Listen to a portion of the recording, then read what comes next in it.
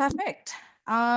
So thank you everyone for joining this afternoon in our Friday Spotlight feature.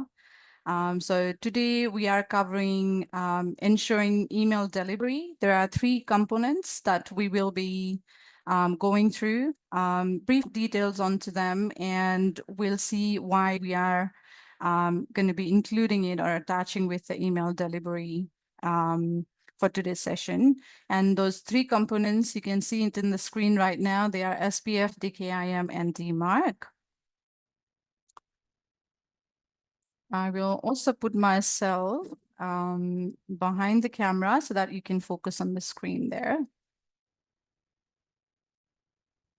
So before we start the session, what I would like to advise is if you have any questions in regards to today's sessions or the topics that we are going over, you can post your questions in the chat. By the end of the session, I will be attaching the PDF of the slide, so you can have that as a reference for yourself. Then you will have an automatic survey that will pop up for you to complete when you leave the session today. Okay, so those are going to be there for you to take the action.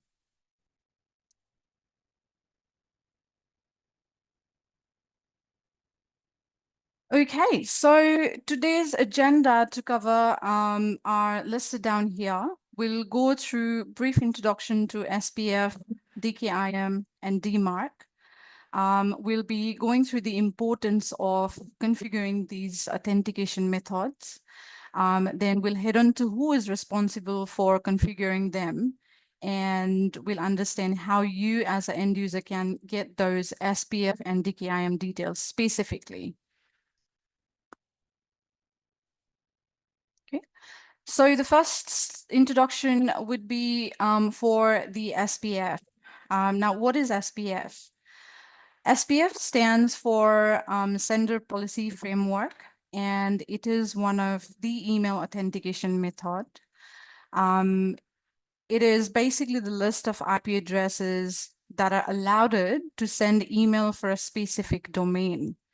Now, for each of your organization, you will have your own domain, right? So for example, I put an example here on the screen as well for you. For Mesh Group, domain would look like meshgroup.com.au. Now, depending on the organization, you may have domain ending with .edu.au or .nsw.edu.au. They are very specific to each of the domain that you have. Now, what SPF does is it authorizes the sender's email server. Okay, so how that will authorize is based on the IP addresses that are added to your domain or to your domain name system. It permits to send emails using that particular domain name. Now, this is a helper for your server because it will weed out the spam emails. I've put in as an example for you to see what the SPF record would look like. And I'll go a little bit in detail about what these three IP4 details are in here. But just to further understand, let's take as an example of our, traditional or conventional way of sending a letter. So if you are sending a letter and someone is delivering your letter to your receiver, who could be your friend or your relatives, just adding your details onto those letters, or maybe your address onto those letters, whoever is receiving it would understand that that is meant to be received to those receivers. So they would see who has sent from what address. Okay, so what SPF is doing here, to put that in a context with the letter example that I gave it to you, is once you have the meshed IP addresses, now these three are the meshed IP addresses, since you will be using the system to communicate to your students, your staff, your agents, those domains that are being used, you may have the email such as info at, for taking as an example with this one, info@meshgroup.com.au. And if you're using that to send an email using the system, which means the system's addresses are added to your SPF record, then the receiver wouldn't block that, or basically the network would understand that these are the addresses that should be allowed to the receivers. Now, this is an example of how the SPF record would look like, and these three particular IP addresses are to be added to your domain system, which are meshed IP addresses. Now, I've also added the screenshot here, which I'll show you further at almost at the end on how you can get onto this page to check the details. But this is basically what the SPF is, allowing your emails to be delivered to whoever the recipients that you are sending, but using your domain with the system as a platform being used in there. Okay. Now, there are tools where you can basically go and check what your SPF record are for each of your domains. You may have multiple domains being used, or you may have only one domain that is being used. So this is more about ensuring that you define the addresses that emails are coming through so that it doesn't get blocked or restricted. Now, heading on to our next one is DKIM. Now, this stands for Domain Keys Identified Mail, and it is another form of email authentication method. What this does is it acts as a digital signature, which will allow your receiver to check the emails that have been claimed to have come from a specific domain are indeed authorized by the owner of that particular domain. So what that means is the emails are being sent exactly what it is being sent as, and there are no modifications or no alterations to those emails that are happening. So in the summary, it ensures that the authenticity of the email content is there by detecting any modifications or any alterations that may have within the network when the emails is getting through or within that transit.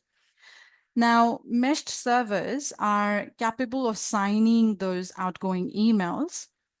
How? With the signature, with the DKIM signature. And what that is basically a unique key. Now you can see this long, alphabets listed down in here, which says P equals to, and then that's list of alphabets in there with the numbers to it. So that's a public key. Now this public key has to be created by meshed, because the emails that are being sent are using the meshed servers.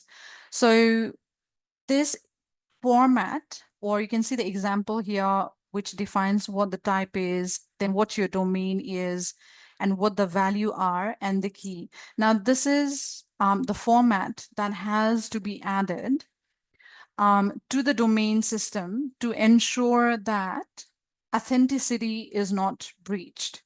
Now, coming back to the similar example of the traditional way of sending the letter, with the email, with the address and with your details being added to the letter that you are sending to your receiver, you are also signing it. So the receiver, when receives it or is on the way to be received, they know that the email are basically, or in the context of the letter are not compromised, they have not been changed in the transit, and they have been exactly delivered as how they were sent. So linking that with the DKIM in here is for the emails, with the network understanding where those emails are coming from, which is the meshed platform and the meshed IP addresses. You are also ensuring that they are signed or authorized, which meshed server will be authorizing it. So this key is basically very much important to add into your DKIM record. Then heading back to our final component, which is DMARC, DMARC, this is pronounced as DMARC, stands for Domain-Based Message Authentication, Reporting, and Conformance. Now, DMARC, for any of the email to pass through DMARC, the reason that I've put in after SPF and DKIM here is for any of the emails to pass through the DMARC authentication, it has to, or it basically must pass SPF and DKIM. So every message that gets evaluated, and if it doesn't pass DMARC authentication, then you can define a policy which will recommend the server to take the action. Either you want to reject that email completely, or you want to put it on a quarantine, which is probably you can send that email to spam or a junk if they are not identified as a safe email, or you can just monitor it and not have to take action at all as well. So DMARC specifies how the email server should handle the emails that fails the SPF and the DKIM. Along with that, it provides the report on that email authentication results. So the IT network team would be able to see what nature of the emails are coming or being received by the recipient that are coming from the meshed platform using your domain. Now, the format here is a sample I have added, which is defining what your version is, defining what your policy should be, and sending the report of any failure or anything that has to be flagged to these emails. Now, for DMARC particularly, it is very important for the IT team to understand the email structure, which means where are they coming from, how often those emails are being sent. So those details are much important for the IT team to know in order to set up the DMARC record. So I've put in here as first step of creating a DMARC record would be understanding your email structure, infrastructure. Then you define how you would like that email to be treated. So if you, for example, I mentioned in the beginning, there could be 3 modes that you can define. Either you can reject it completely, not having it delivered, or you can just have it delivered, not take any action, but also keep on monitoring them. Or you can deliver it, but have it sent onto the spam or the junk if you're not sure on whether those are the safe emails to be delivered. Now, once you know that, you can create a DMARC record and that can be published. So that's a full cycle of it. Now, again, it may require multiple checks and the updates as it progresses. So the DMARC particularly added with, or basically coming along with your SPF and DKIM, ensures that the email that are being sent and received by the recipients, they are not compromised and they are sent out as they have to be. Now, why we are discussing all of these components here and attaching or linking it to the email delivery is because we have a lot of clients using the system as communicating to the staff, students, or agents. And most of the times, the concern where the emails that are being sent from the system or using the system as a platform, they are not delivered.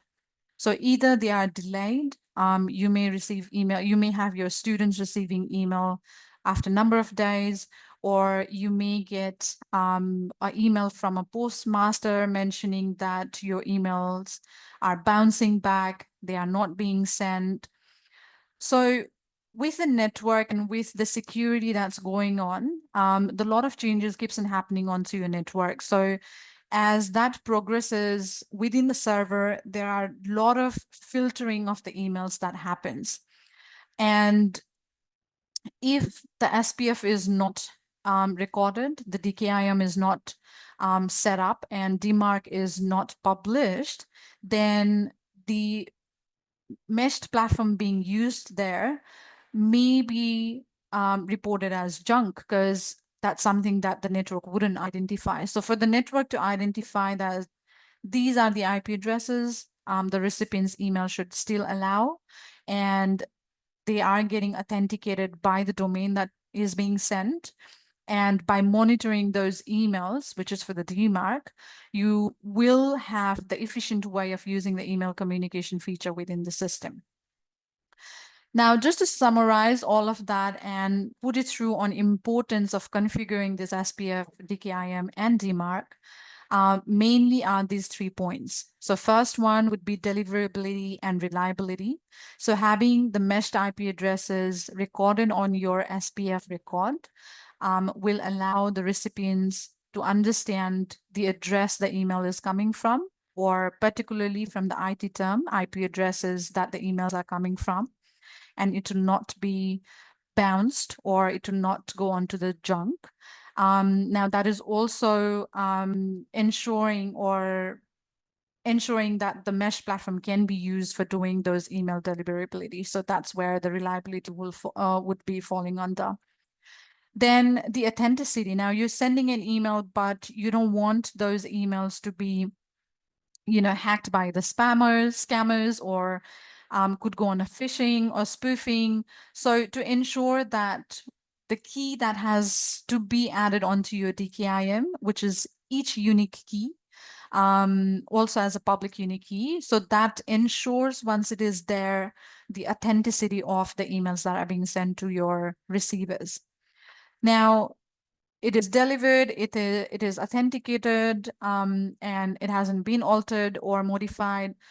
But having that along with the DMARC then allows the IT team to monitor it, to see what the statistics of those emails would look like, how often you are getting the scamming or spam emails, how often the emails are coming from, unknown IP addresses or from email. So it helps monitoring all of those, provides the report, so further improvement to the email security can be done.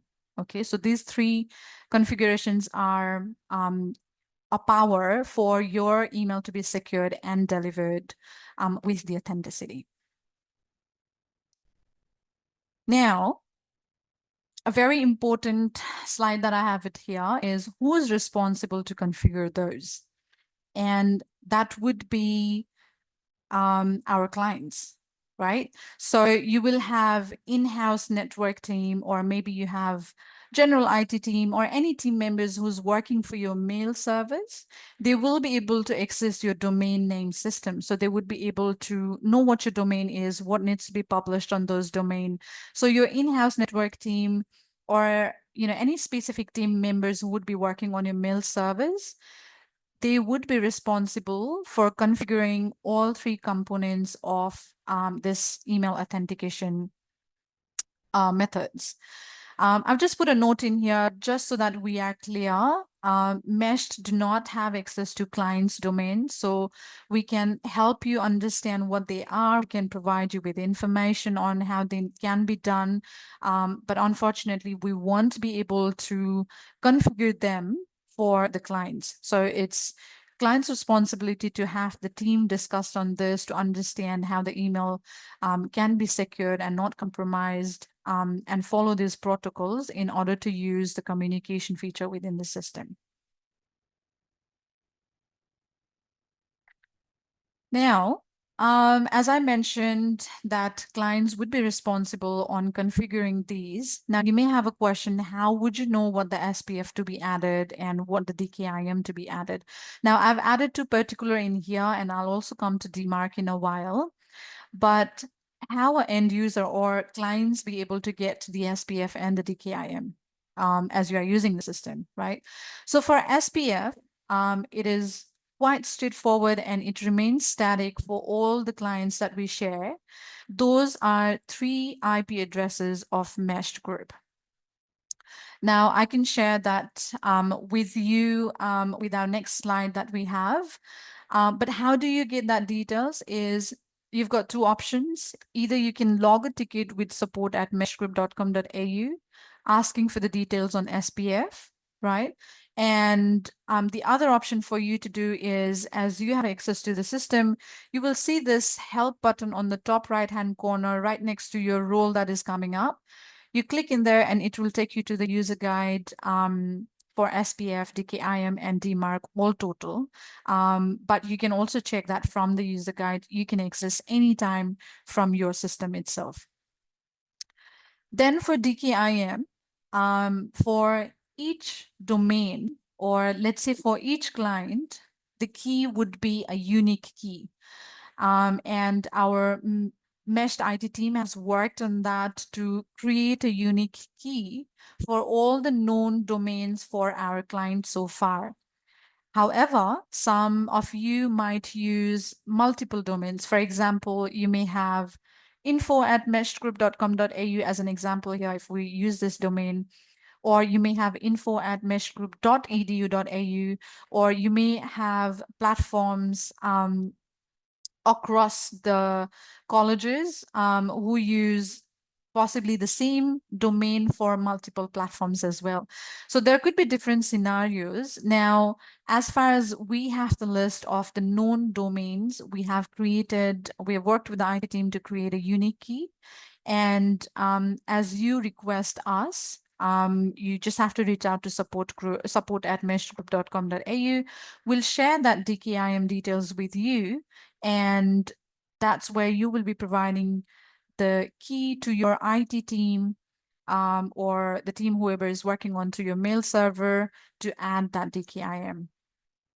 Now, I haven't particularly mentioned about DMARC in here because DMARC doesn't require any recommendations or suggestions from the meshed end. It's a policy that the IT team within your organization should be able to understand or monitor the email. So as I mentioned earlier, you do have an option to either reject any of the emails that you may not want to have that identified, or you want to put it on a quarantine, list them out and have the team to monitor, or you still want to have them send it over but still keep on monitoring those. So for the DMARC, there's no particular information that Meshed would require to share, but you can always have your IT team to understand that aspect of DMARC and set up the policy and then display it or publish it onto your DNS. Now, heading on to the important links. Now, I have also added 4 links in here, which I've mentioned to you earlier as well. I will have the PDF link to send it over to you in the chat today so that you can have those accessibility. The first one here, highlighted bold, is your user guide that you can always get from the help section from your system login, or this is the same guide that we will be providing it to you if you are looking forward and getting the SPF details or understanding more on the DKIM and the DMARC.